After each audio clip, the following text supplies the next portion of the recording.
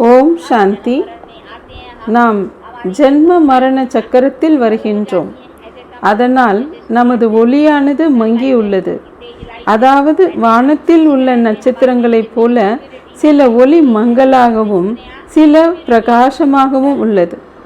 அதே போல நமக்குள்ளும் எந்த அளவு தூய்மை உள்ளதோ அந்த அளவு ஒளி பிரகாசம் இருக்கும். எந்த அளவு தூய்மையின்மை இருக்குமோ அந்த அளவு ஒளி மங்கலாக இருக்கும்.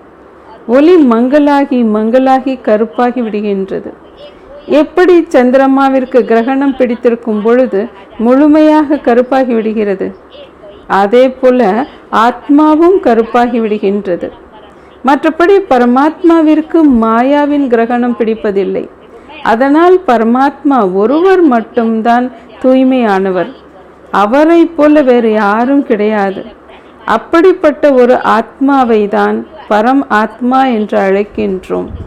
அவர் ஒருவர் மட்டும்தான் மாயையிடம் சிக்குவதில்லை, மேலும் இறப்பு பிறப்பில் வருவதில்லை. எனவே இவை அனைத்தும் புரிந்து கொள்ள வேண்டும். பாபா கூறுகின்றார், நான் வருகின்றேன், நானே வந்து எனது அறிமுகத்தை கொடுக்கின்றேன்.